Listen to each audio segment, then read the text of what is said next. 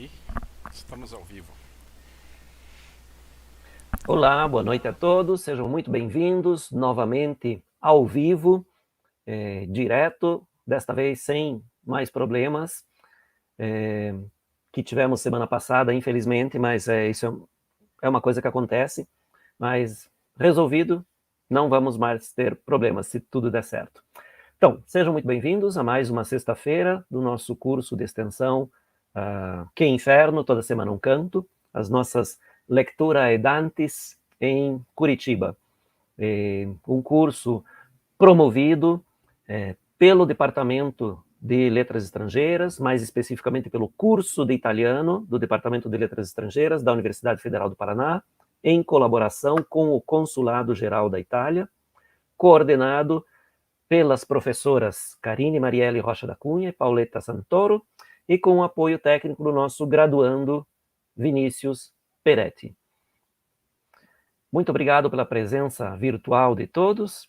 Lembrando sempre que esta é mais uma iniciativa de uma universidade pública que faz o seu papel de produzir e divulgar conhecimento, produzir e divulgar cultura gratuitamente. Vamos lá, estamos então no canto 28 e já peço desculpas porque coloquei o título lá em cima, Inferno 27. Faltou uma barrinha lá, um i. Então, estamos no canto 28. Oitavo círculo, que é o círculo dos fraudulentos, e passamos agora, junto com Dante e Virgílio, para a nona fossa, a nona bolgia, penúltima, onde estão os semeadores de discórdia.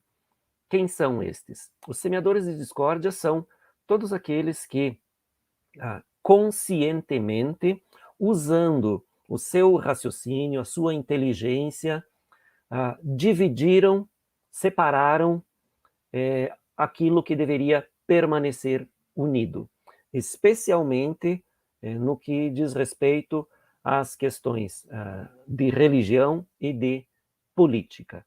Então, são aqueles que promoveram discórdia, promoveram separações, promoveram cismas. Então, eles dividiram. E, por isso, pelo contrapasso, a pena deles é que eles também são aqui divididos, separados, na verdade, esquartejados pela espada de um diabo.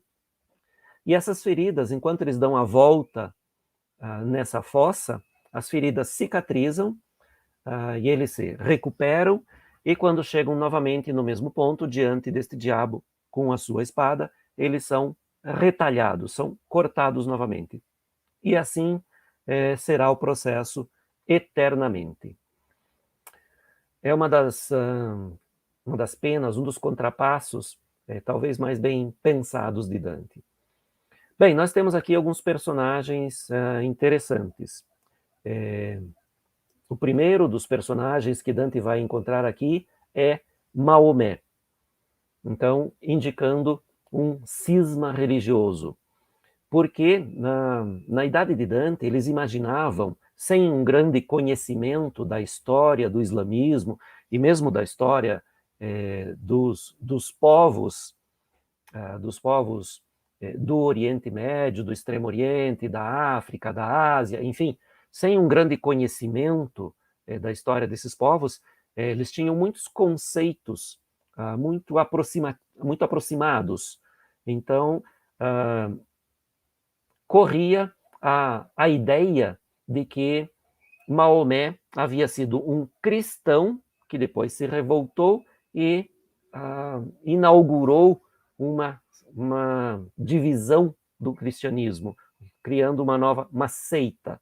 Então essa era um pouco a ideia que eles tinham sobre Maomé e o islamismo. Nós temos aqui então o primeiro personagem que Dante vai encontrar, com quem ele vai conversar aqui, Maomé. Depois nós temos um personagem muito menos famoso, muito menos conhecido, que é da realidade política menor do norte da Itália. Então, um personagem conhecido por Dante, que é o Pier da Medicina. difícil de identificar exatamente esse personagem, porque este Medicina, escrito aqui medicina, né, mas em italiano a pronúncia é Medicina. Medicina é uma cidade. Então, esse Pier é simplesmente o nome, uma redução de Piero ou Pietro, é um personagem não muito bem identificado.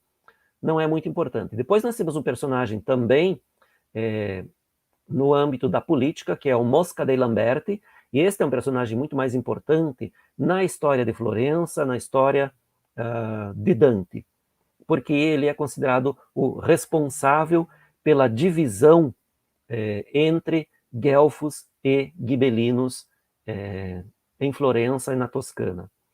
Depois nós temos um personagem histórico bem mais antigo, mas também conhecido, que é Curio ou Curião. As duas traduções são possíveis em português, né? Que é um personagem, digamos assim, um personagem não um grande ator, mas uma participação breve, mas muito importante na carreira, ou enfim, na biografia de Júlio César. Nós já vamos ver por quê. E depois a gente tem mais um personagem aqui, que é um poeta provençal, um trovador, que é o Bertrand de Born, um inglês que tem uma certa importância também na história da Inglaterra do século XIII. E nós temos aqui, como vocês podem ver, representados no quadro do Giovanni Stradano, que é um quadro de 1587, dos vários que ele fez para ilustrar a Divina Comédia, nós temos aqui representados vários desses personagens. Né? Nós temos ali, por exemplo, que vocês podem ver, um pouco separado ali, com o peito aberto e todas as vísceras caindo, é o Maomé. Depois, à direita de Maomé, logo abaixo de Dante e Virgílio, nós temos ali o Pier da Medicina, que está segurando o maxilar do Curião. E depois nós temos ali, com os braços sem as mãos, os braços erguidos, mas sem as mãos, nós temos o Mosca dei Lamberti representado. E depois nós temos também o Bertrand de Born, que está segurando a cabeça com a mão direita ali. Então nós temos aqui os vários personagens principais desse canto representados no quadro do Giovanni Stradano, que tem uma criatividade, uma fantasia bastante grande ao representar, por exemplo, aquele diabo ali que, do meu ponto de vista, parece mais uma rã, um sapo, mas enfim, esta era a ideia que o Giovanni Stradano tinha de um dos diabos que ele representa. Bem, nós vamos ver então como Dante configura o canto e como organiza a entrada em cena de todos esses personagens, logo após a leitura do canto, que eu peço então agora à professora Pauleta que faça para nós.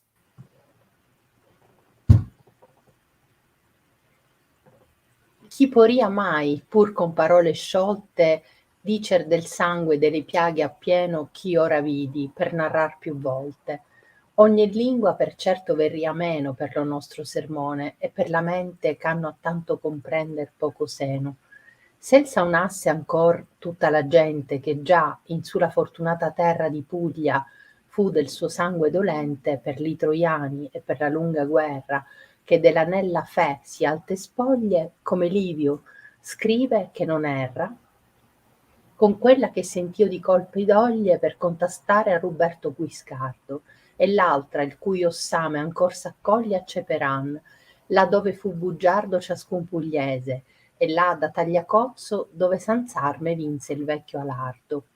E qual forato suo membro e qual mostro mostrasse, de quar sarebbe nulla il modo della nona bolgia sozzo. Già veggia per mezzul perdere o lulla, com'io vidi un, così non si pertuggia, rotto dal mento infin dove si trulla. Tra le gambe pendevan le minuggia, la corata pareva e il tristo sacco, che merda fa di quel che si trangugia. Mentre che tutto in lui veder m'attacco, guardommi e con le man s'aperse il petto, dicendo: Or vedi com'io mi dilacco, vedi come storpiato è Maometto. Dinanzi a me sen va piangendo alì, fesso nel volto dal mento al ciuffetto. E tutti gli altri che tu vedi qui, seminator di scandalo e di scisma fuor vivi, e però son fessi così. Un diavolo è qua dietro che n'accismasi crudelmente, al taglio della spada, rimettendo ciascun di questa risma, quando avem volta la dolente strada. Però che le ferite son richiuse, prima ch'altri dinanzi li rivada. Ma tu chi sei che in su lo scoglio muse, forse per indugiar dire alla pena che giudicata in su le tue accuse? Né morte giunse ancor, né colpa almena, rispose il mio maestro, a tormentarlo, ma per dar lui esperienza piena, a me, che morto son, convien menarlo per lo inferno quaggiù, di giro in giro, e questo è ver, così come io ti parlo. Più fuor di 100 che quando l'udiro s'arrestaron nel fosso a riguardarmi per maraviglia, obliando il martiro. Or di a fra Dolcin dunque che s'armi, tu che forse vedrai il sole in breve, s'ello non vuol qui tosto seguitarmi. Sì di vivanda che stretta di neve non rechi la vittoria al noarese, ch'altrimenti acquistar non saria leve. Poi che l'un piè per gir se ne sospese, Maometto mi disse sta parola, indi a partirsi in terra lo distese. Un altro, che forata avea la gola e tronco il naso infin sotto le ciglia, e non avea mai ch'una orecchia sola, ristato a riguardar per maraviglia con gli altri, innanzi agli altri aprì la canna, che era di fuor d'ogni parte vermiglia, e disse: O tu, cui colpa non condanna e cui io vidi in su terra latina, se troppa simiglianza non m'inganna, rimembriti di Pier da Medicina, se mai torni a vederlo dolce piano che da Vercelli a Marcabò di china, e fa sapere a 2 miglior da Fano, a Messer Guido e anco ad Angiolello, che se l'anti veder qui non è vano, gittati saran fuor di lor vasello e mazzerati presso la Cattolica per tradimento d'un tiranno fello. Tra l'isola di Cipri e di Maiolica non vide mai sì gran fallo Nettuno, non da pirate, non da gente argolica. Quel traditor che vede pur con l'uno e tien la terra che tale qui meco vorrebbe di vedere esser digiuno, farà venirli a parlamento seco, poi farà sì ch'al vento di Focara non sarà lor mestier voto né preco. E io a lui: dimostrami e dichiara, se vuoi chi porti su di te novella, chi è colui dalla veduta amara. Allor puose la mano alla mascella d'un suo compagno e la bocca gli aperse, gridando: Questi è desso e non favella. Questi scacciato il dubitar sommerse in Cesare, affermando che il fornito sempre condanno l'attender sofferse. O quanto mi pareva sbigottito con la lingua tagliata nella strozza, Curio, ch'a dir fu così ardito. E un ch'avea l'una e l'altra man mozza, levando i moncherin per l'aura fosca, sì che il sangue facea la faccia sozza, gridò: Ricorderati anche del Mosca, che disse lasso, capo, a cosa fatta, che fu mal seme per la gente tosca. E io le aggiunsi: è morte di tua schiatta, perch'elli, accumulando duol con duolo, s'engio come persona trista e matta. Ma io rimasi a riguardar lo stuolo e vidi cosa ch'io avrei paura, senza più prova, di contarla solo, se non che coscienza m'assicura la buona compagnia che l'uom francheggia sotto l'asbergo del sentirsi pura. Io vidi certo, e ancor par ch'io il veggia, un busto senza capo andar sì come andavan gli altri della trista greggia, e il capo tronco tenea per le chiome, peso con mano a guisa di lanterna, e quel mirava noi e dicea: O me! Di sé facea se stesso lucerna, ed eran 2 in uno e uno in 2, com'ester può, quei sa che si governa. Quando diritto al piè del ponte fue, levò il braccio alto con tutta la testa, per appressarne le parole sue, che fuoro: Or vedi la pena molesta, tu che spirando vai veggendo i morti, vedi s'alcuna è grande come questa. E perché tu di me novella porti, sappi chi son Bertranda al Borgno, quelli che diedi al re giovane i m'ha conforti. Io feci il padre e il figlio in sé ribelli, Achitofel non fe più da Absalone e di David coi malvagi punzelli. Perch'io partì così giunte persone, partito porto il mio cerebro, lasso, dal suo principio che è in questo troncone. Così s'osserva in me lo contrapasso. Ok, muito obrigado, Pauleta. Figurati. Bem, nós temos aqui então, dentre as inúmeras representações derivadas deste canto, nós temos aqui duas que eu escolhi, o nosso já tradicional e convencional Gustave Doré, porque é o ilustrador absolutamente mais conhecido da comédia, né? Então nós temos aqui uma representação do Doré, em que nós temos Dante e Virgílio ali em cima, e o único personagem reconhecível aqui é Maomé, pelo gesto de se abrir o peito. Não está exatamente como Dante o descreve, né, porque na descrição de Dante ele tem tudo aberto, do queixo até o ânus. Assim Dante diz no texto. Então aqui o Doré foi um pouco mais suave e reduziu um pouco a ferida de Maomé. E nós temos aqui do outro lado, em cores um pouco menos nítidas, mas assim é o original, a representação do francês, do Federico Zuccari, que é um pintor romano, que também ilustrou grande parte dos cantos do inferno. Então aqui nós temos também todos os personagens citados por Dante e mais alguns aqui que são da invenção do próprio pintor. Bem, então começamos o canto aqui depois que Dante deixou os conselheiros de fraude lá na oitava fossa, né? Nós temos aqui a chegada a esta nova realidade, a este novo sofrimento, a esta nova imagem, que pelo que Dante descreve, assim, é uma imagem de uma carnificina total, né, que este diabo com esta espada, e um diabo extremamente eficiente, realiza sobre estas almas. E aqui, naturalmente, nós temos que lembrar que as almas são apenas um corpo de ar que mantém o formato e toda a aparência do corpo no momento em que ele morreu. Mas, obviamente, que as almas sentem como se tivessem o corpo físico.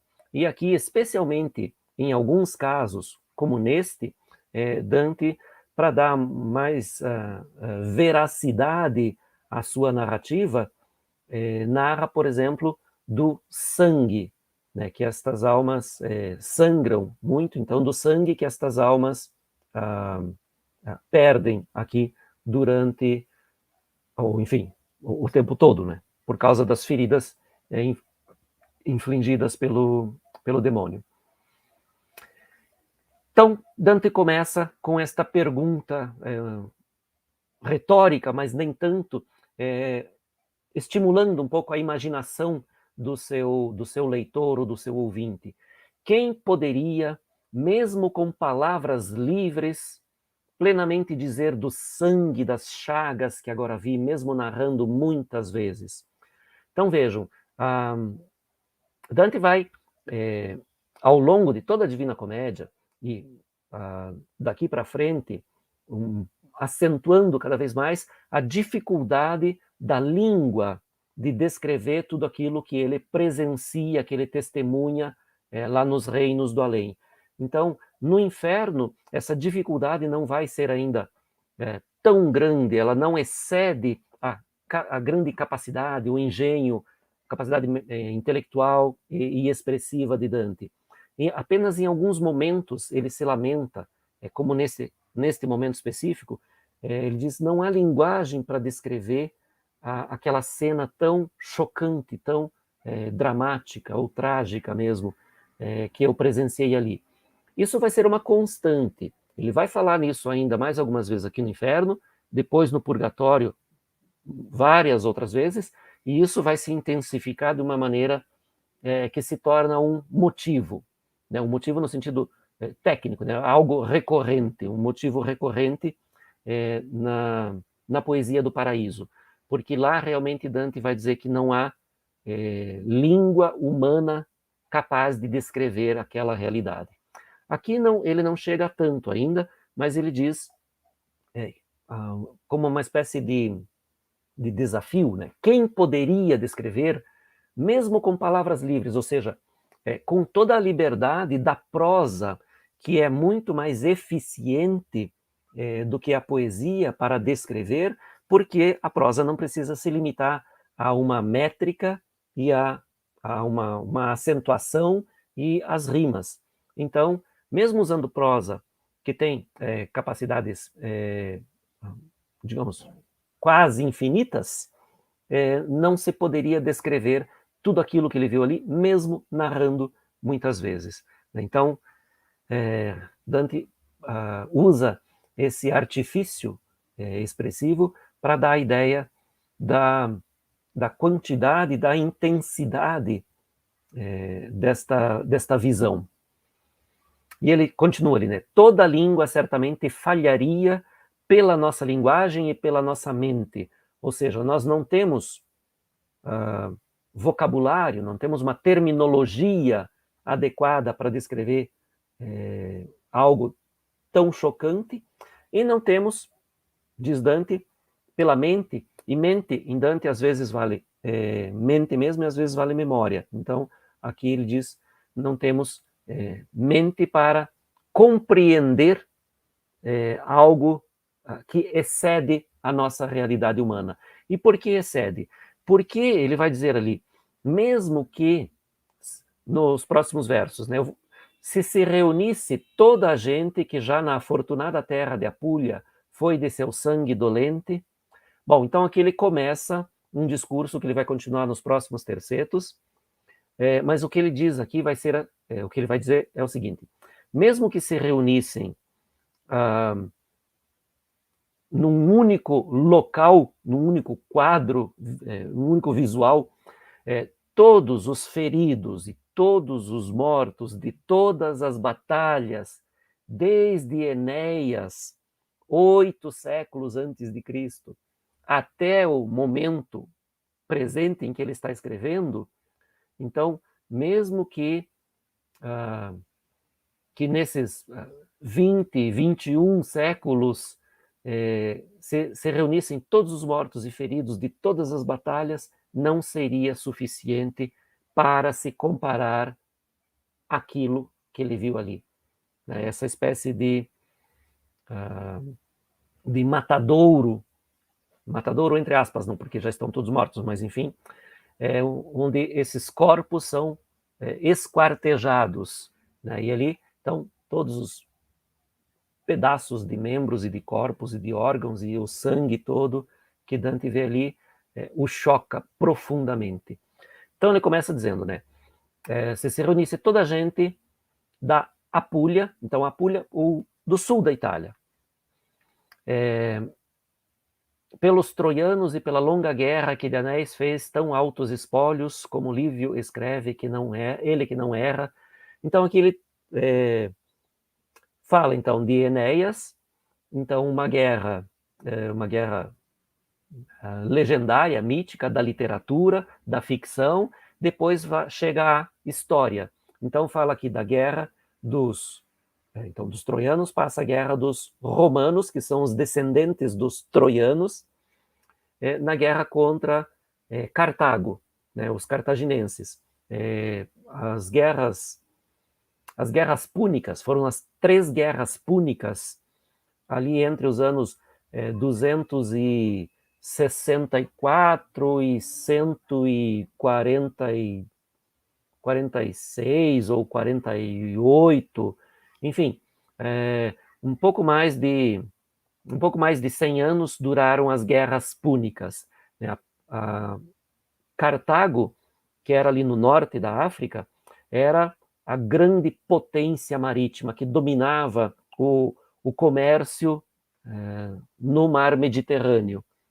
E com a expansão de Roma, eles começaram a se enfrentar. A princípio tinham relações comerciais um pouco mais tranquilas, mas a partir de um certo momento, Roma começou a se expandir, Cartago percebeu que ali havia uma possibilidade de perder o domínio sobre o mar. E, enfim, por vários motivos aí acabaram entrando em guerra no ano de 264 a.C. Essa primeira guerra púnica foi praticamente, teve como palco o mar Mediterrâneo e como terra a Sicília, né? A ilha da Sicília, terra da nossa querida Pauleta. Então a primeira guerra púnica foi praticamente travada ali na Sicília, nos mares em torno. E durou 23 anos. E depois aqui, essa longa guerra a que Dante se refere, na verdade é a segunda guerra púnica, que ele chama de longa, mas não é a mais longa, porque esta durou apenas 16, 17 anos, enquanto a primeira durou 23. Mas a gente sabe que ele está se referindo à segunda aqui, quando ele diz que de anéis fez tão altos espólios, porque a história conta que os romanos sofreram uma derrota tão clamorosa, uma derrota tão devastante, que os cartaginenses, depois espolhando os cadáveres, fizeram uma montanha só com os anéis que eles tiraram dos cadáveres. Então isso é um episódio, naturalmente, provavelmente um pouco exagerado em relação à montanha de anéis, mas o fato é que os romanos sofreram uma grande derrota e essa história dos anéis ficou famosa. Aparecia em todos os livros de história da época de Dante, quando eles estudavam lá o Trivium e o Quadrivium. Então, estudavam o texto de Tito Livio, né, o historiador romano. Então, primeiro falou das guerras no sul da Itália, depois aqui a longa guerra, que é a segunda guerra púnica, então, de Roma contra Cartago.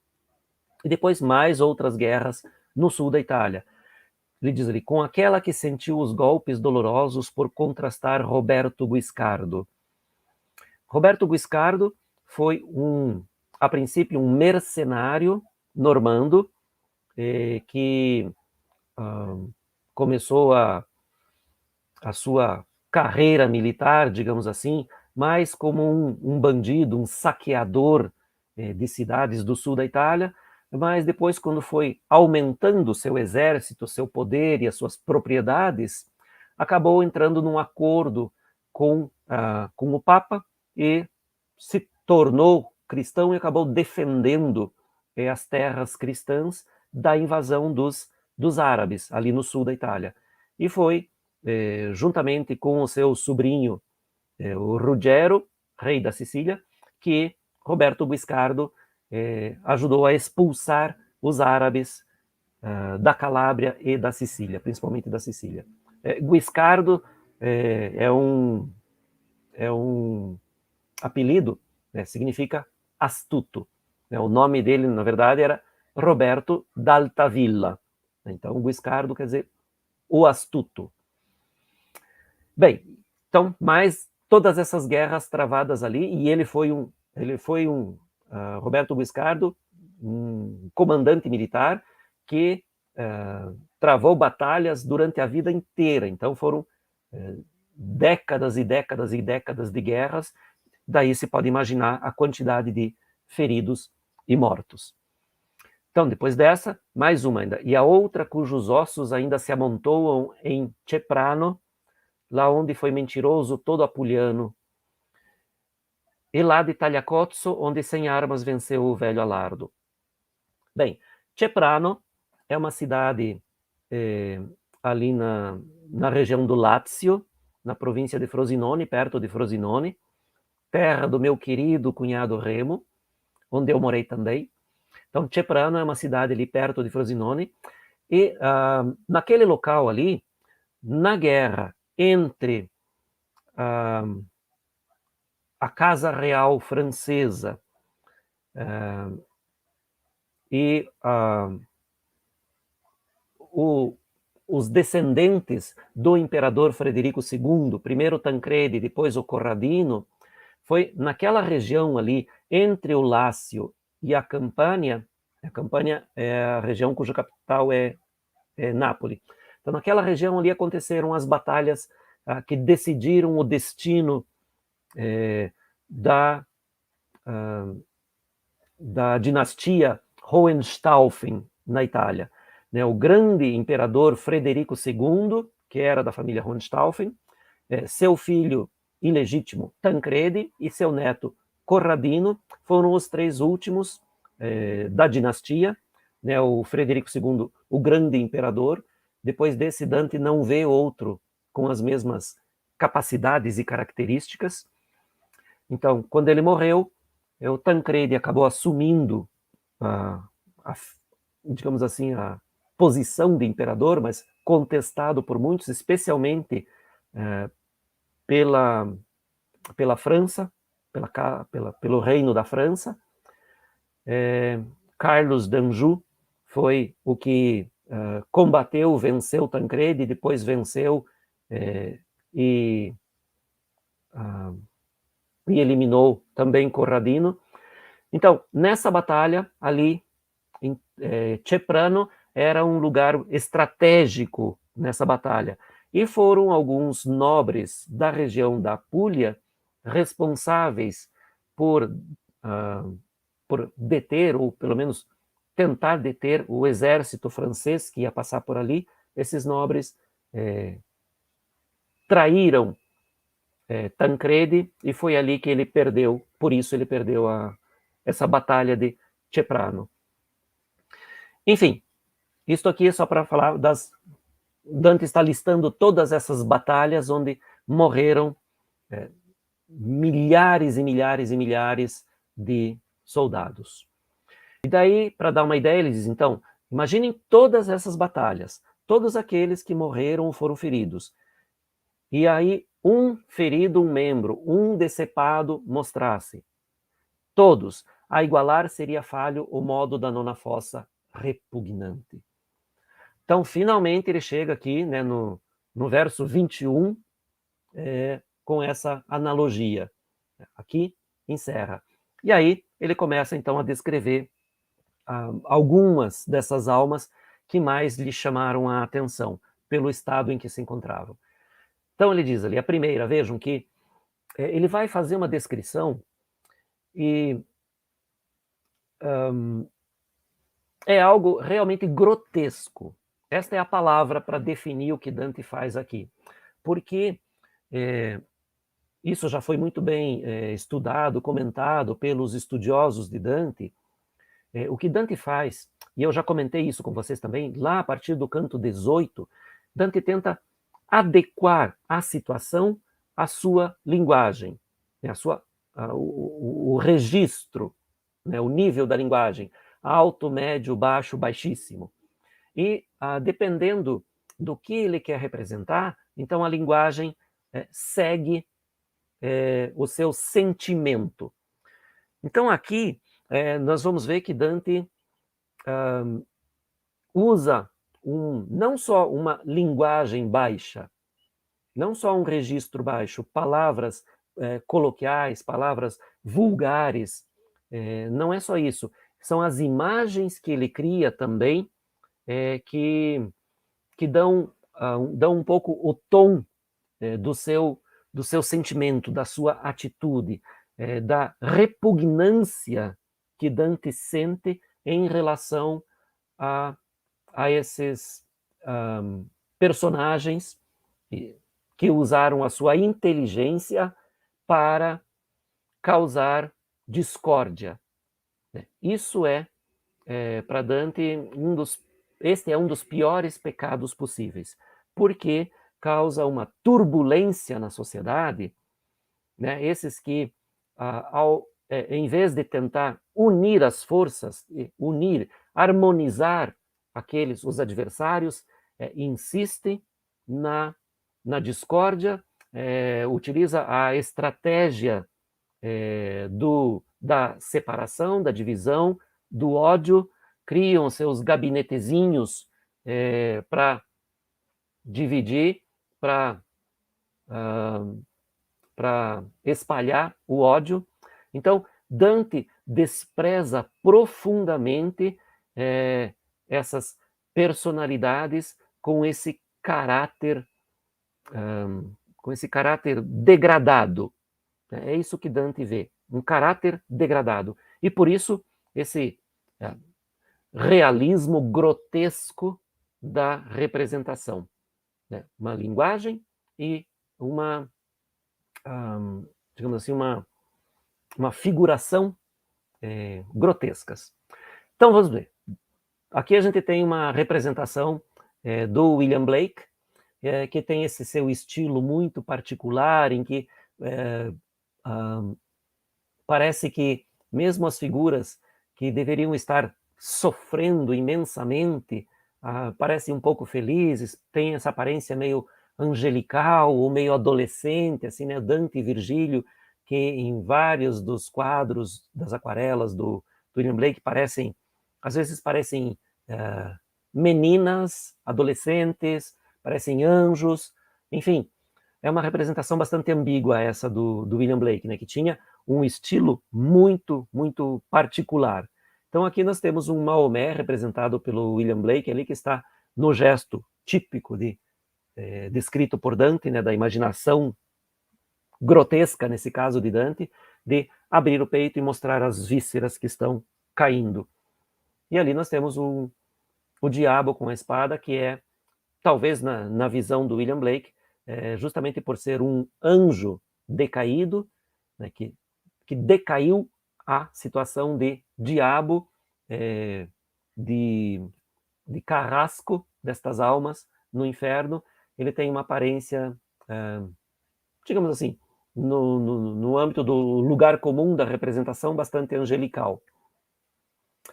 Bem, então a descrição que Dante faz. Nem barril por perder a duela ou fundo, como viu um, assim não se abre, fendido do queixo até onde se peida. Entre as pernas pendiam as tripas, as entranhas apareciam e o triste saco que merda faz daquilo que se engole. Bem, não é exatamente um nível altíssimo de vocabulário, de imagética, não é uma poesia do paraíso esta. Então vejam, é aquilo que eu falei. Dante marca profundamente com o vocabulário, com o modo de expressão e com as imagens que cria, ele marca a sua repugnância em relação a esses personagens que divulgam, que difundem, que espalham o ódio e a discórdia. Então, a linguagem é muito forte, né? Ele diz, nem barril por perder a duela ao fundo, como vi um, assim não se abre. Então, imagine um barril que perde a duela, né? Uma daquelas faixas laterais, ou que perde o fundo. É uma imagem que não é assim de uma beleza, não é uma imagem muito poética, né? O barril rachado. Mas ele diz, nem um barril se abre dessa maneira, como eu vi aquele lá, fendido do queixo até o ânus, até onde se peida. E é exatamente esse o nível vocabular que ele usa. Né? Sem preconceito com a linguagem, sem tabu nenhum, Dante baixa mesmo o nível. Porque esses personagens não merecem nenhum respeito de Dante. Essa é a questão. Não merecem nenhum respeito. Então, até o uso da língua, que normalmente no uso da língua é que nós demonstramos respeito aos outros, no uso da língua Dante manifesta o seu desrespeito, seu desprezo profundo, seu desdém por estas almas. Entre as pernas pendiam as tripas. Vejam que imagem forte, chocante, grotesca mesmo. As entranhas apareciam e o triste saco que merda faz daquilo que se engole. Então veja que até o alimento, algo sagrado para a religião, todas as religiões, algo necessário, fundamental, aqui é tratado dessa maneira. Então, assim como Dante vê que a inteligência desses personagens, que deveria ter servido para alimentar a sociedade, acabou transformando em merda, e aqui do sentido figurado, né, aquilo que eles produziram. Então, esse é o sentido desta violência vocabular, lexical de Dante. Enquanto tudo nele vendo me demoro, naturalmente, Dante, chocado com essa visão, demora, fixa o olhar ali, né, e não consegue desviar os olhos deste personagem. Olhou-me e com as mãos se abriu o peito, dizendo: ora vês como eu me rasgo, vê como estropiado está Maomé. Então, finalmente, nós descobrimos quem é essa alma. Diante de mim vai chorando ali, fendido no rosto, do queixo aos cabelos. Então, vejam, Dante coloca aqui, e por esse motivo, já a tumba de Dante sofreu, em anos passados, várias vezes, sofreu alguns ataques, pichações, enfim, por conta dos muçulmanos mais radicais, né, que interpretam, até com uma certa razão, a maneira como Dante representa Maomé aqui como um insulto tremendo. É claro que pode parecer agressivo, pode parecer um insulto, mas o fato é que Dante não distingue cristãos e não cristãos no inferno, né? Todos estão ali e todos são equalizados, por assim dizer, né? Então não é uma ofensa especialmente a Maomé, porque Dante, inclusive, via Maomé como um cristão que havia se perdido, que havia, como dizer, se desviado da religião cristã e aí fundado essa vertente da religião cristã que usa alguns dos mesmos elementos, né, especialmente do Velho Testamento, né, usa alguns dos mesmos elementos, mas que naturalmente vai para toda uma direção diferente. Então Dante via, como era comum na sua época, como eu falei, né, havia um conhecimento muito limitado das questões, todas as questões, mas enfim, das questões históricas principalmente, do mundo árabe. Então Dante via, como os seus contemporâneos, Maomé como um cristão que havia se desviado e então um cristão cismático que havia criado uma nova religião. E depois o primo e genro, né, de Maomé, que é o Ali ben Abi Talib, que deveria ser o sucessor de Maomé, mas acabou sendo somente o quarto sucessor. Ele também é considerado o fundador de uma vertente, de uma corrente cismática do islamismo, né, da corrente xiita. E ali nós temos na representação, uma representação anônima de uma edição da Divina Comédia do século XIV, nós temos ali, né, Dante, Virgílio e Maomé. E aqui a gente tem essa interessante que Dante faz ali como uma espécie de complemento do cisma religioso, porque na representação do corte, da ferida, porque Maomé está cortado do queixo até o ânus, e ali do queixo até os cabelos. Então, toda a parte frontal, o meio da figura humana está dividido ali, né? O Ali da parte do começo dos cabelos até o queixo, e Maomé do queixo até lá embaixo. Então aqui é Maomé que fala com Dante. E todos os outros que tu vês aqui, semeadores de escândalos e de cismas foram vivos, e por isso fendidos assim. Então, aqui ele explica para Dante o porquê desse castigo, né? Esse que é o contrapasso.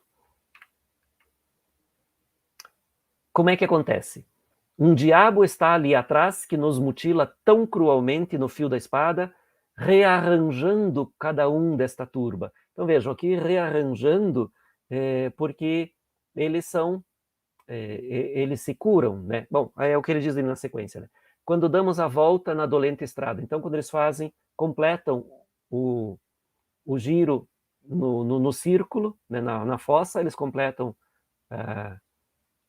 a volta na fossa, eles são novamente cortados. Ele diz ali, porque as feridas são fechadas antes que diante dele de novo se chegue. Então aqui ele explica realmente para Dante como funciona, né? Esse diabo que os corta com uma perícia muito grande para cortar sempre da mesma maneira. Então esse diabo os recorta, os retalha, esquarteja, e aí eles recolhem os seus pedaços e dão a volta em toda a fossa, e aí eles se recompõem totalmente, e quando chegam ali diante do diabo, sofrem de novo o mesmo castigo. E aqui nós temos, então, uma representação. Eu coloquei aqui na legenda ali embaixo, não é Maomé, mas não é só o Maomé, né? Então, estão os vários personagens aqui, foi um lapso meu. Maomé na miniatura de Priamo della Quercia. Então, todos estes personagens citados aqui na miniatura do Priamo della Quercia, do famoso já manuscrito Yates Thompson. Bom, então ele explicou o que acontece e agora a pergunta de sempre, né? Mas tu quem és que sobre o escolho espias, talvez demorando para ir a pena que é decretada para tuas acusações? Então Maomé não percebeu ainda que Dante é um vivo. Imagina que ele está ali demorando o máximo possível para chegar até o local da sua pena, do seu castigo eterno. E aí não é Dante que responde, né? Então é Virgílio que responde, né? Eu coloquei ele, né? A pergunta de sempre, né? Porque muito frequentemente as almas do inferno perguntam a Dante quem ele é. E é sempre uma meia resposta. É sempre uma meia resposta. Dante nunca se identifica, nunca diz seu nome e nunca dá muitas possibilidades de reconhecimento às almas que estão ali no inferno, exceto aqueles que já o conhecem, como foi o caso, por exemplo, do seu mestre Brunetto Latini, que o reconhece, então ali não havia nem necessidade de se apresentar. Mas todas as vezes que uma alma pergunta a Dante quem é, Dante evita uma resposta frontal direta, né? Sempre desvia e dá uma meia resposta. Desta vez é Virgílio quem responde que ele não está vivo e nem tem pecados a serem punidos ali. Então ele diz, nem morte o alcançou ainda, nem culpa o leva, respondeu meu mestre, aos tormentos. Mas para dar-lhe experiência plena, a mim, que morto sou, convém levá-lo pelo inferno aqui embaixo de giro em giro. E isto é verdade assim como eu te falo. E aí então, nesse momento, né, todos aqueles que ouvem manifestam a sua surpresa absoluta, porque é algo inédito, né? Um vivo que atravessa o inferno, que chega até aqui, o penúltimo círculo do inferno, a penúltima vala do penúltimo círculo. Então isso é absolutamente inédito, mesmo para aquelas almas que estão ali já há mais de 1000 anos. Mais de 100 destas poucas almas ali, não, dessas muitas almas, mais de 100 foram que quando o ouviram, pararam na fossa a observar-me pela surpresa, esquecendo o martírio. Então vejam, a surpresa é tão grande, tão arrebatadora, que eles até esquecem de tentar escapar do demônio ou de se lamentar pelas feridas. Mas Maomé parece não ter o mesmo tipo de surpresa dos outros, porque ele continua a sua conversa com Dante, né? E ele só vai mandar uma mensagem aqui para um bastante famoso na época de Dante também, um monge que foi líder de um movimento espiritual, um dos movimentos pauperistas que surgiram aos montes na época de Dante, um pouco antes e ainda depois de Dante, né, os movimentos pauperistas, ou seja, aqueles que pregavam um retorno da igreja à sua humildade, à sua pobreza original.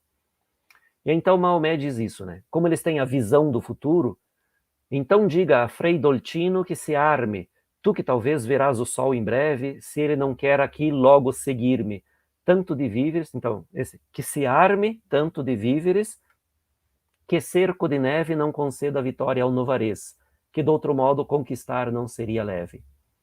Então é uma mensagem que Maomé manda a um outro cismático, ou seja, a um outro personagem que tenta criar uma nova vertente da religião católica, da religião cristã, e que é considerado, obviamente, pela igreja oficial, é considerado um herege. Então, uma seita herética, uma seita que deve ser eliminada. O Frei Dolcino foi, então, o líder desse movimento espiritual, que era chamado ou Ordem dos Apóstolos ou Movimento Apostólico. Esta ordem ela foi identificada com esses dois nomes, porque, na verdade, ela não tinha assim, um nome oficial. Eles se diziam os apóstolos. Então, não era um título exatamente. E porque os membros desse movimento se diziam os apóstolos, eles ficaram conhecidos como Ordem dos Apóstolos ou Movimento Apostólico. O que eles pregavam? Como a grande maioria dessas ordens ou desses movimentos pauperistas, combatiam a riqueza, a pompa, o luxo, a mundanização da igreja. A igreja havia se tornado, na visão de muitos desses religiosos e, obviamente, dos não religiosos mais ainda, a igreja havia se tornado uma espécie de casa real. Os papas, não todos, né? Há exceções, mas a maioria dos papas e dos cardeais e dos bispos se comportavam como nobres que queriam ser tratados de uma maneira igual ao imperador, a reis, a príncipes, a duques, etc. Então, estes movimentos pauperistas, todos, vários, combatiam. E, naturalmente, a igreja, tentando manter os seus privilégios, combatia todos esses movimentos, definindo-os oficialmente como movimentos heréticos e que, portanto, tinham que ser combatidos. Os cátaros, dos quais nós já falamos, foram os principais desses, os que chegaram a ter mais força. Mas aqui o movimento do Frei Dolcino também, durante alguns anos, incomodou muito a igreja oficial. Então, o que eles pregavam? O retorno a uma vida simples, a pobreza, o jejum frequente, a inutilidade dos sacramentos da igreja, porque eles diziam que não eram válidos esses sacramentos e não eram necessários, bastava viver de uma maneira digna, imitando Cristo, bastava isso para se salvar. Não era preciso ter uma igreja, ter toda essa hierarquia, não era preciso pagar o dízimo, não era preciso respeitar o Papa como se fosse alguém especial, nada disso. Muito pelo contrário, eles pregavam, inclusive, que não se obedecesse o Papa quando as ordens, ou enfim, as diretrizes do Papa eram erradas. Então, naturalmente, a igreja via isso como uma ameaça, né? E eles pregavam, então, uma espécie de vida anárquica, porque eles também não respeitavam governos, né, este movimento dos apóstolos. Eles viviam em comunidades anárquicas, em que um ou outro líder era líder porque falava, porque comandava, mas não tinha nenhum cargo, e ninguém devia obediência a eles.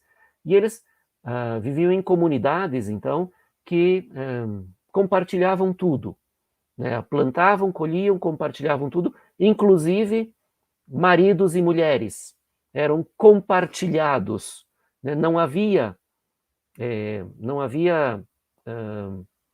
fidelidade obrigatória, né? Maridos e mulheres eram compartilhados também. Então, isso era um escândalo tremendo para a igreja. E no momento de talvez maior difusão deste movimento, justamente sob a liderança do Frei Dolcino, eles tinham lá 2.500 membros que acabaram perseguidos pelo exército do Papa, acabaram se refugiando nas montanhas lá no norte da Itália e passaram 2 anos sob ataque do exército e conseguiram resistir. Mas no final, em 1307, o mesmo ano em que o Papa Clemente V, em colaboração com Filipe IV, Filipe o Belo da França, extinguiu a Ordem dos Templários. Então, em 1307, o exército do Papa Clemente V conseguiu vencer a resistência desse movimento, foram vencidos pela fome, porque estavam isolados lá no alto das montanhas, então não tinham mais o que comer e acabaram se rendendo. E aí, o Frei Dolcino foi queimado em praça pública, depois de ver a sua companheira e os seus principais companheiros, enfim, ou assistentes, serem torturados e mortos diante dele, né? Todos mortos na fogueira, e ele ficou por último, porque ele tinha que assistir à morte de todos os outros primeiro. Então, isso é parte da história. Bem, me alonguei demais nessa história, né? Mas, enfim, esse é o recado que Maomé pede a Dante que leve ao Frei Dolcino, para que este Frei Dolcino não tenha esse destino, né? Porque aí pode vir a dúvida, né? Mas se esta alma que está aqui no inferno e que nós já sabemos pode ver o futuro, se ele sabe que isso vai acontecer, então adianta ele pedir para Dante avisar? Sim, adianta, porque Dante vai descobrir mais para frente, mas eu já adianto isso para vocês. As almas podem ver as coisas que acontecem no futuro, mas esse futuro não é imutável. Esse futuro pode ser mudado. E uma das almas vai explicar para Dante isso bem depois lá no paraíso, que elas veem o futuro assim como alguém na margem de um rio pode ver um barco deslizando pelas águas. Quem está na margem pode ver o barco, mas não é o olhar que comanda o movimento e nem a direção do barco. Então, as almas veem o futuro como esse barco passando, mas quem comanda o barco pode mudar de direção ou fazer um outro percurso. Então é assim que as almas veem o futuro. Não é absolutamente certo. Se algo mudar o comportamento, a pessoa pode mudar o seu futuro. Bem, então Maomé, vejam, pela surpresa, e aqui é um detalhe interessante, né, na composição da cena, porque Dante é sempre muito, muito plástico, muito imagético, muito visual, né? Então, ao compor essa cena, vejam que eu disse que Maomé não parecia tão surpreso assim, porque ele continua o diálogo, mas vejam que ele havia interrompido o passo. Ele ia dar um passo e ficou com o pé erguido, Durante todo esse tempo em que ele diz isso, ele ficou com o pé erguido. Pela surpresa, parece que ele virou um pouco estátua ali, né? Congelou pela surpresa e daí pediu, enfim, disse a Dante isso que disse e só depois ele abaixou o pé para continuar andando. Então, Dante dá constrói esse detalhe da cena, né, que é para marcar visualmente, para nos ajudar a construir a imagem na cabeça. E ele diz ali, depois que um pé para ir embora ergueu, Maomé me disse essa palavra. Então, ele tinha erguido o pé para dar o passo, congelou, disse isso, então para partir na terra o pousou. Então só agora ele pousa o pé e vai adiante. Bem, aí vem outro personagem, né? Um outro que furada tinha a garganta e decepado o nariz até os cílios, e não tinha mais do que uma só orelha, ficando a observar com surpresa com os outros, antes dos outros abriu a cana do esôfago, da laringe, né? Enfim, abriu a cana que era por fora em toda a parte vermelha, porque estava cortado, né? E disse, ó tu que culpa não condena e que eu já vi lá na terra latina, se demasiada semelhança não me engana. Então vejam, esse aqui conhece Dante. A gente vai ver nos próximos versos aqui, ele vai se identificar como este Pier da Medicina.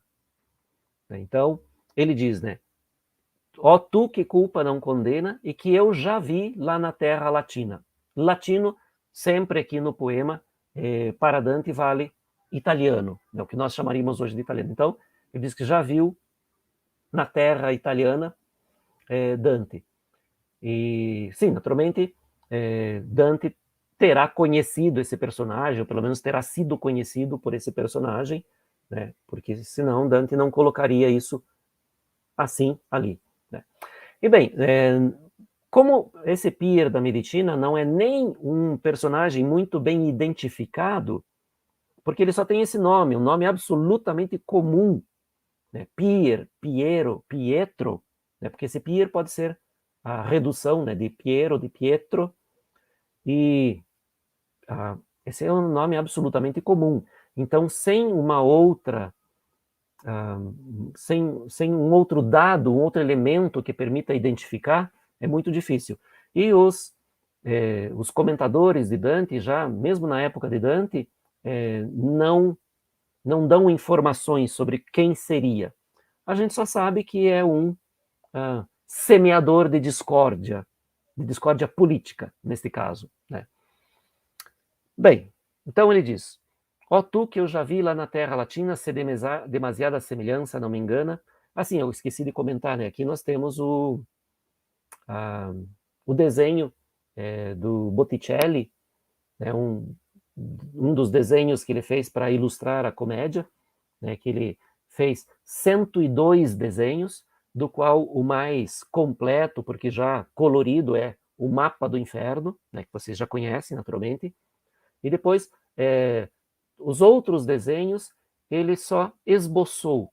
Né? Alguns já estão um pouco numa fase um pouco mais adiantada, ele já havia começado a colorir, e outros estão apenas esboçados. Né? Mas aqui nós temos, então, o desenho do Botticelli, que está numa fase ainda de esboço. Então, ele vai dizer aqui, recorda-te de Pier da Medicina, se um dia voltar a ver o doce plano que de Vercelli a Marcabó declina. E faça saber aos dois melhores de Fano. Fano é uma cidade na região da Emília-Romanha. Né?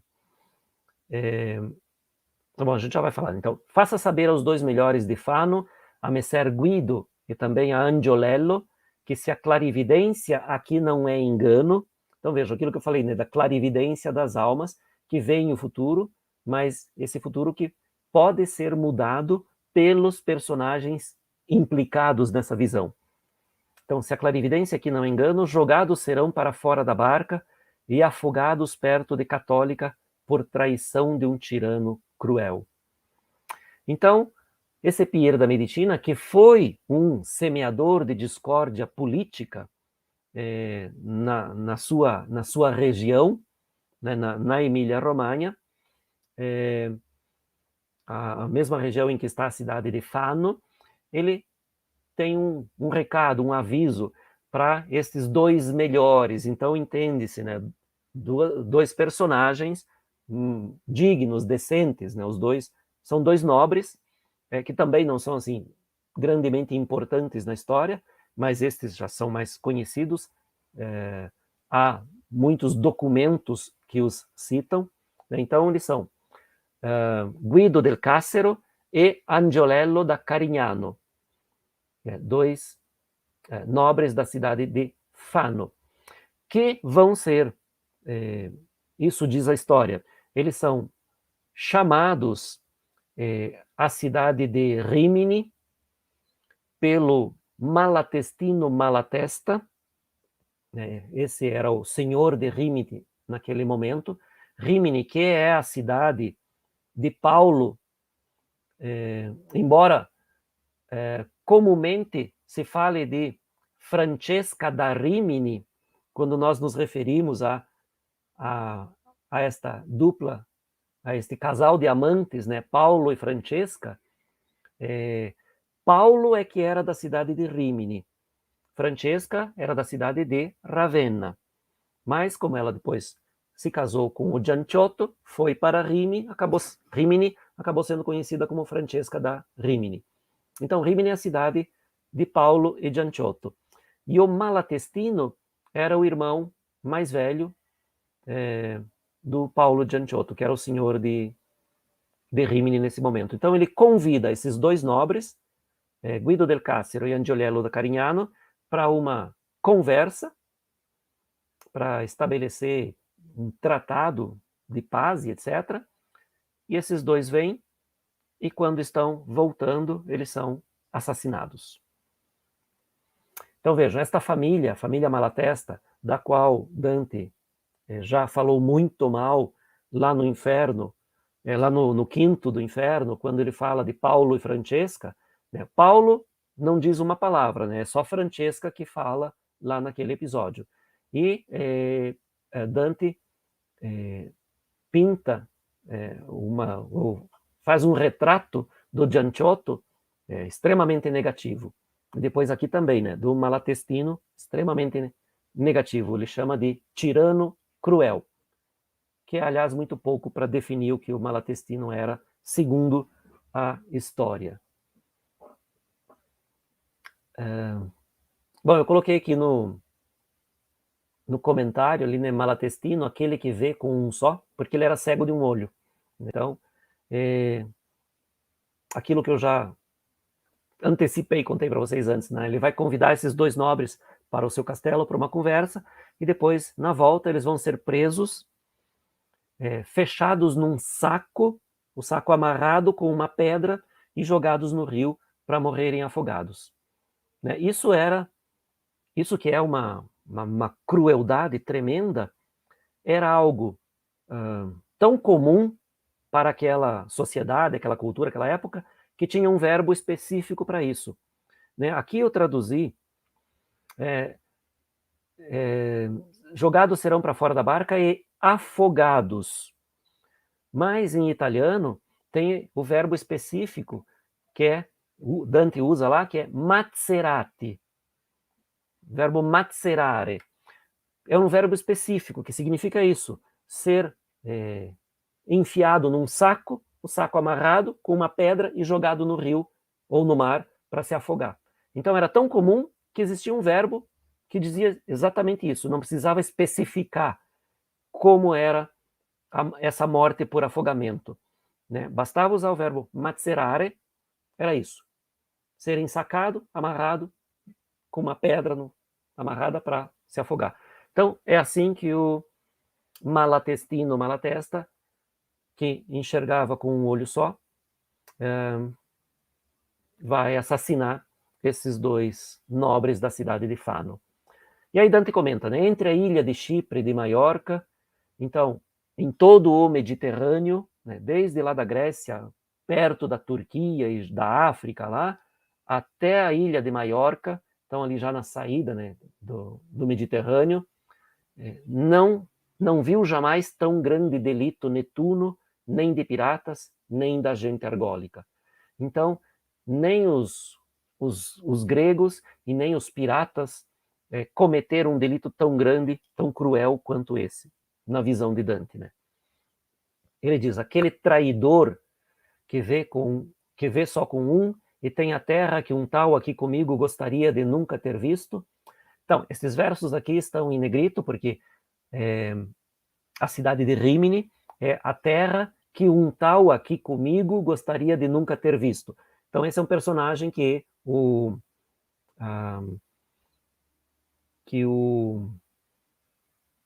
a Pira da Medicina vai apresentar para Dante daqui a pouco. Ele diz, os fará vir a conversar com ele. Depois fará com que ao vento de Focara não seja necessário voto nem oração. Então, que é a maneira como Dante diz que eles vieram da cidade de Fano até Rímini, mas depois não vão voltar para Fano. E aí ele faz a referência a esse vento que era perigoso para navegação.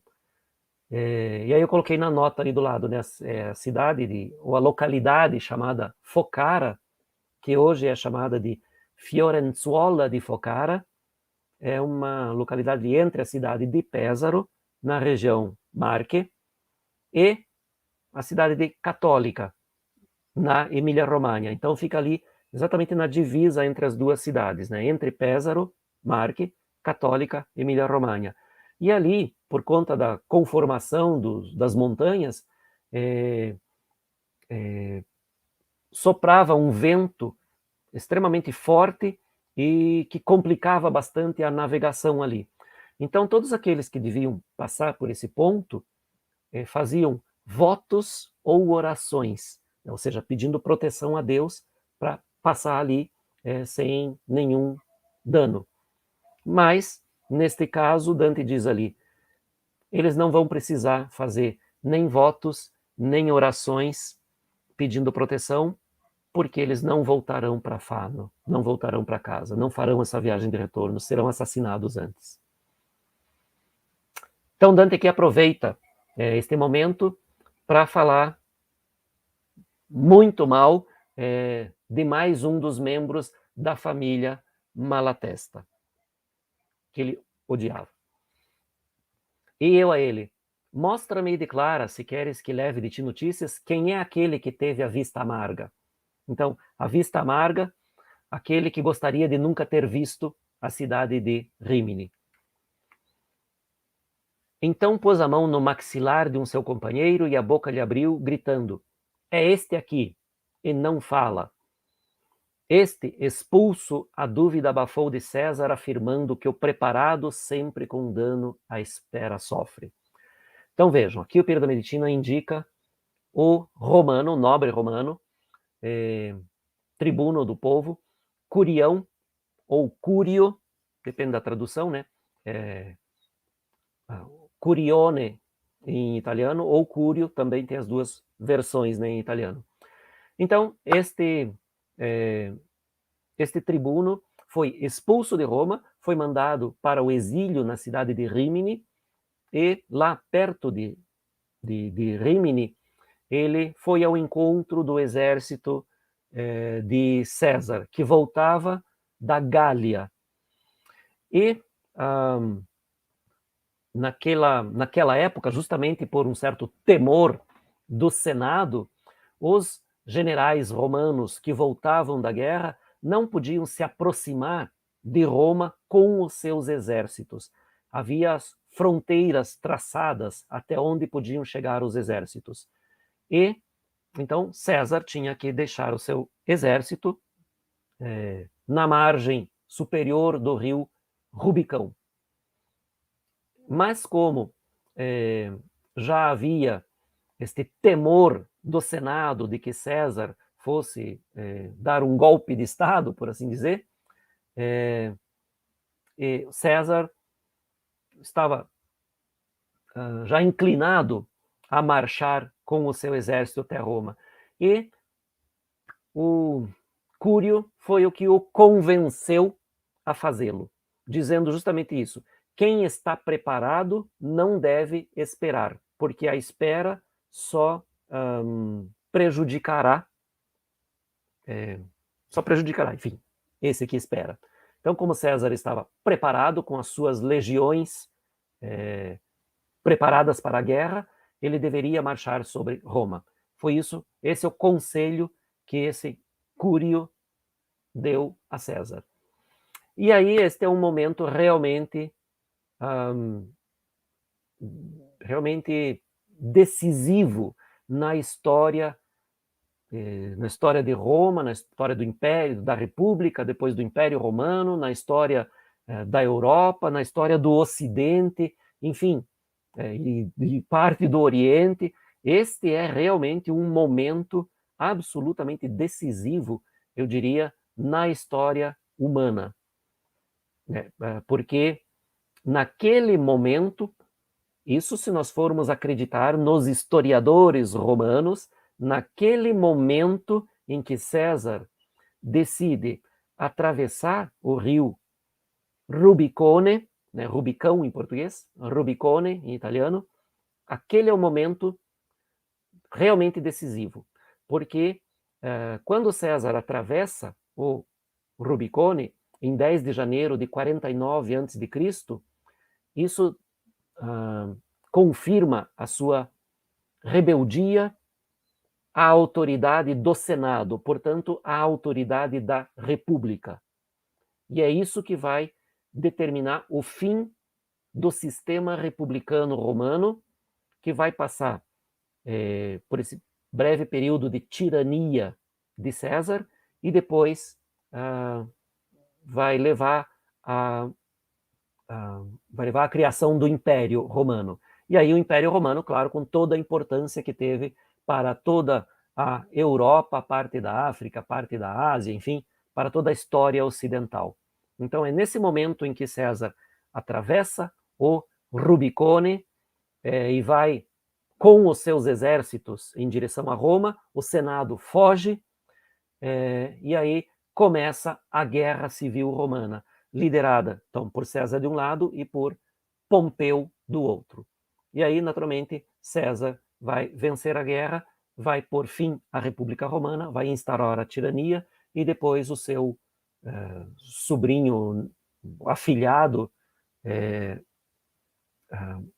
Otávio Augusto, ou Otaviano Augusto, vai ser oficialmente o primeiro imperador romano.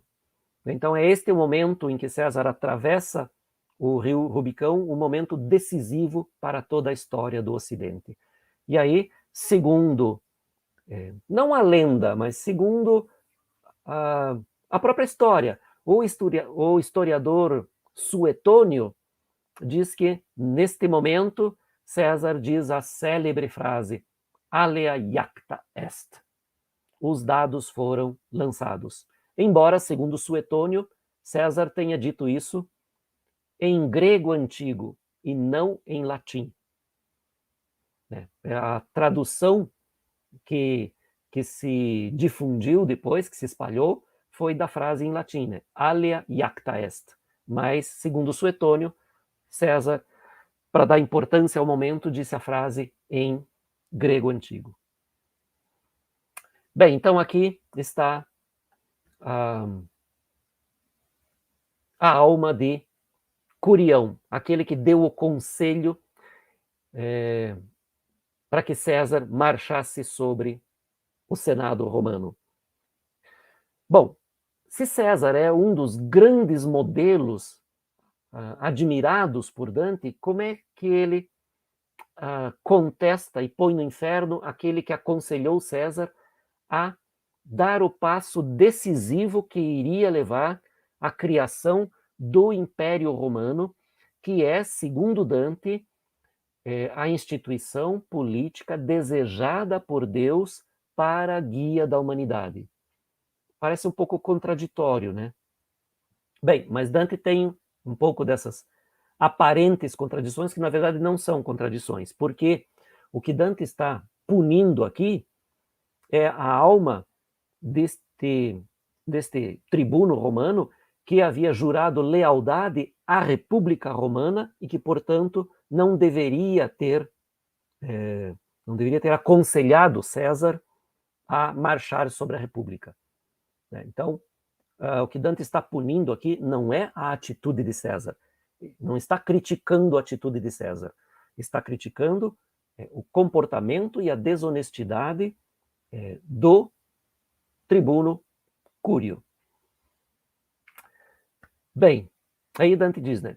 E é claro, porque ele deu esse conselho que levou a César a marchar sobre Roma, ele tem a língua cortada, então ele não pode falar. E aí o Pier da Medicina vai lá, abre a boca dele, né? E Dante diz ali, o quanto me parecia desnorteado com a língua cortada na goela, Cúrio, que a falar foi tão corajoso. E vejam, aqui a palavra goela, porque Dante também usa uma palavra equivalente, não é garganta, né? É goela. E depois mais outro personagem, então, né? E um que tinha uma e outra mão decepada, erguendo os cotocos pela aura fosca, de modo que o sangue sua face sujava, gritou, recordarás também do Mosca, que disse, miserável, coisa feita está acabada, que foi má semente para a gente toscana. Bem, deste personagem, Dante havia pedido notícias lá no canto sexto, quando ele conversa com o Chaco. Se vocês lembrarem, Dante pede notícias de vários personagens que haviam contribuído para o desenvolvimento da cidade de Florença. E aí ele pergunta do Farinata, ele pergunta de Lamberti, do Mosca, enfim, de vários personagens lá. O Mosca é um daqueles do qual ele pede notícias lá. E aqui está, então, aquele que Dante queria ver. Qual é a importância deste personagem? Para Florença, enorme. Para Toscana, enorme, porque ele é considerado responsável pela divisão dos toscanos em guelfos e ghibelinos. A história é a seguinte.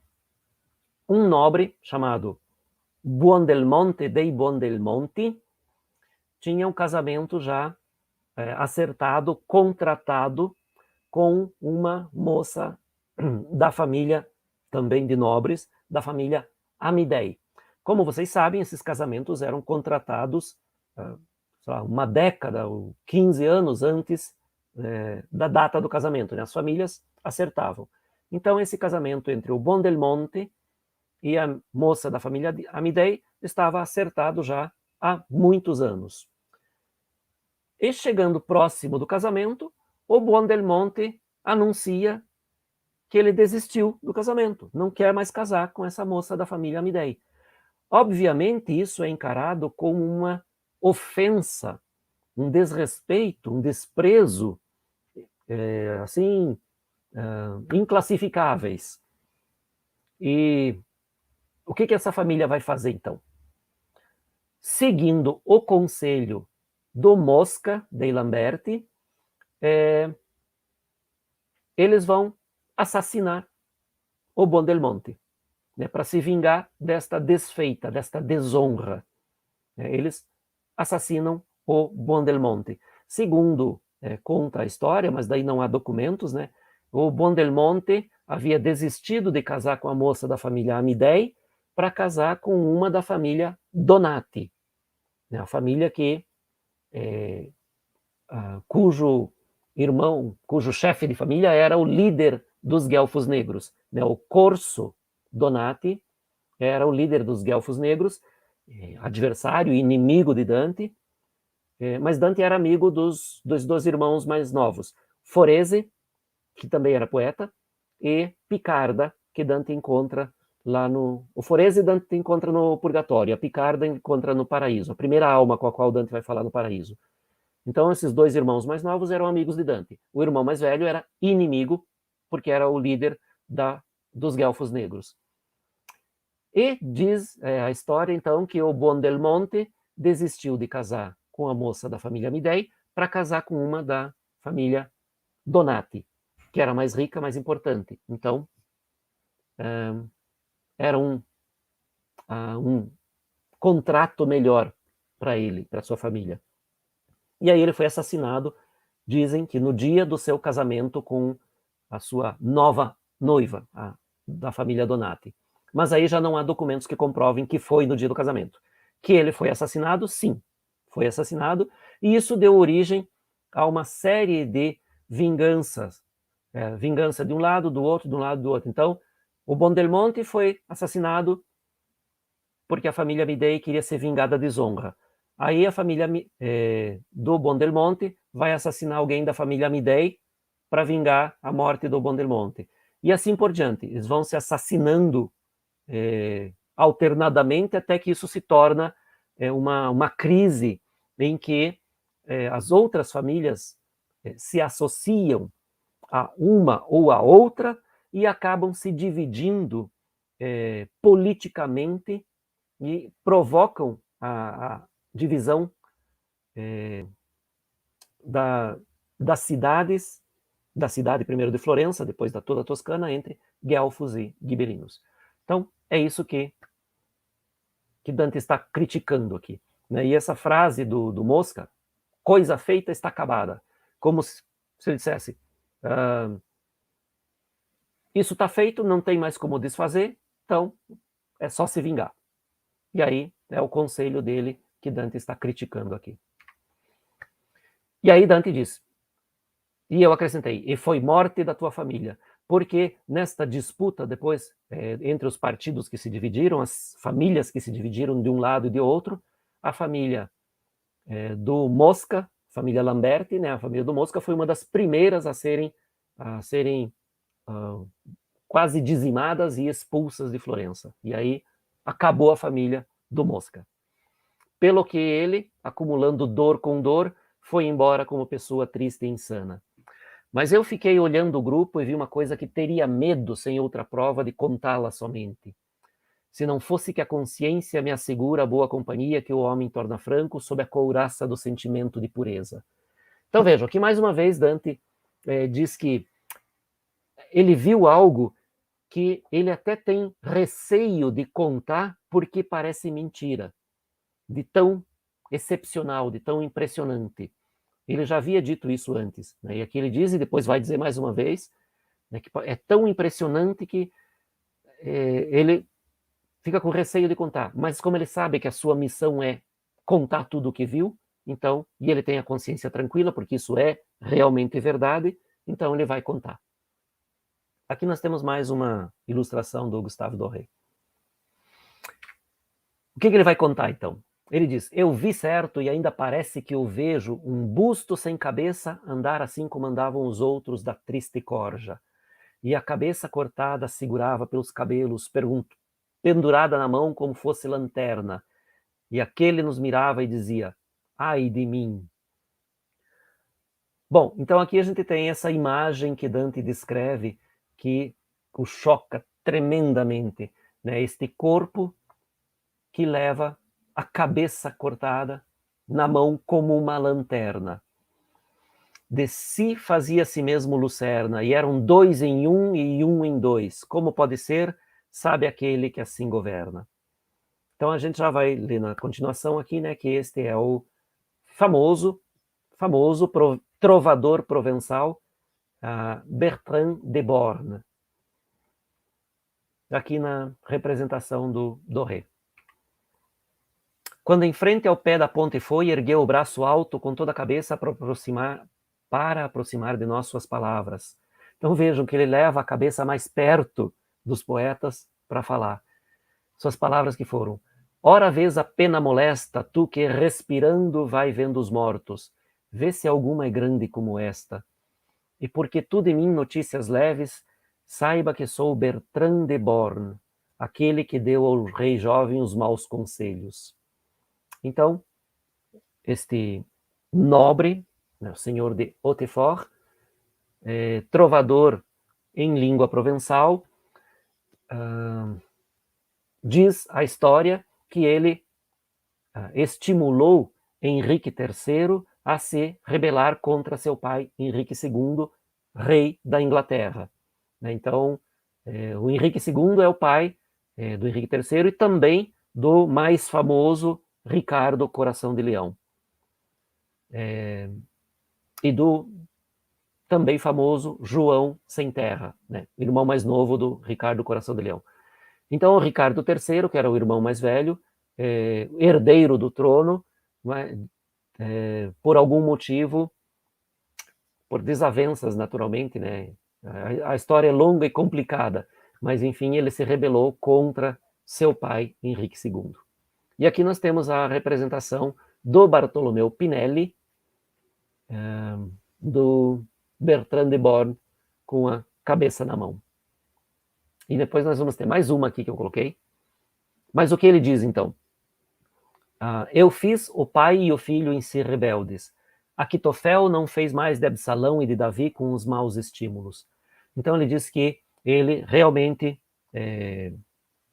com os seus conselhos, com a sua retórica, a sua oratória, ele convenceu Henrique III a se rebelar contra o pai, de uma maneira pior do que aquela que Aquitofel, segundo a Bíblia, do que Aquitofel fez com Absalão, que é o filho de Davi, né, que também se rebelou contra o pai, seguindo os conselhos de Aquitofel. Então ele diz que o que ele fez foi pior ainda. E aí tem o final aqui é algo bastante importante no âmbito de toda a comédia, ou pelo menos do inferno e purgatório. Ele vai dizer ali, porque eu parti tão unidas pessoas, partido leva o meu cérebro miserável de seu princípio que está neste tronco. Assim se observa em mim o contrapasso.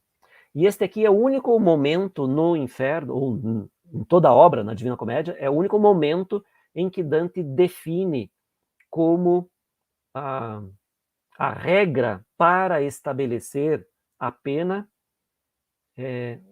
o contrapasso. Este é o momento em que Dante define que a pena é o contrapasso ao pecado. Então, aqui neste canto aqui ele coloca no discurso aqui do Bertrand de Born essa definição, que depois, é claro, todos os comentadores, os estudiosos, até hoje usam, né? O contrapasso, que é essa noção de que a pena tem que ser equivalente ao pecado. E aí ela é aplicada ou por analogia ou por contraste. Então aqui, naturalmente, por analogia. Ele diz ali, porque eu parti tão unidas pessoas, partido leva o meu cérebro do tronco. Então ele partiu, ele dividiu pai e filho, que é esse vínculo natural de amor e também de sabedoria. Então, por isso ele tem o cérebro dividido do coração. Então,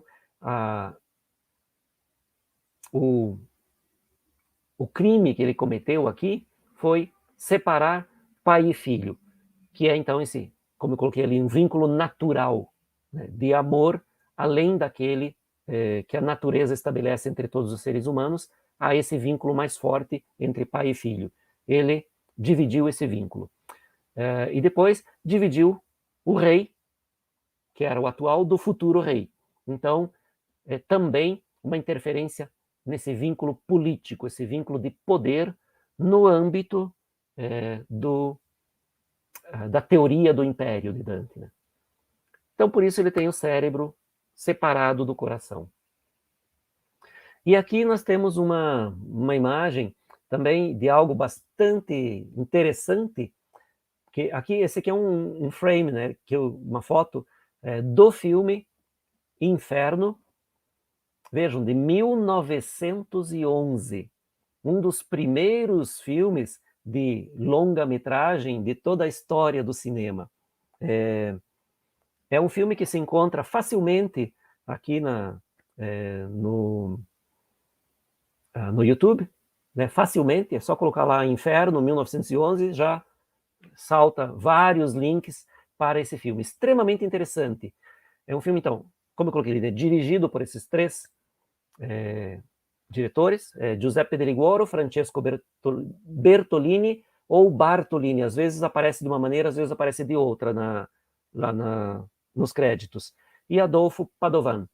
É um filme muito interessante porque ele tem muitos efeitos especiais, muitos efeitos especiais. E ele tem uma fidelidade bastante grande ao texto de Dante, mas não uma fidelidade total. Há muitas cenas, naturalmente, não há tudo o que está no inferno, né? Apesar dele durar um pouco mais de 1 hora, se eu não me engano, são 68 minutos de duração desse filme. Então, tem vários episódios, Dante, desde a selva, vai passando pelos círculos até chegar diante do próprio Lúcifer. Então, é um filme muito, muito legal para se perceber como é que se fazia cinema, mudo, naturalmente, né? Cinema mudo, em 1900 e alguma coisa. Né? 1911 foi o lançamento do filme, então ele foi realizado ali entre 1900, provavelmente 9, 10, 11, e foi lançado em 1911.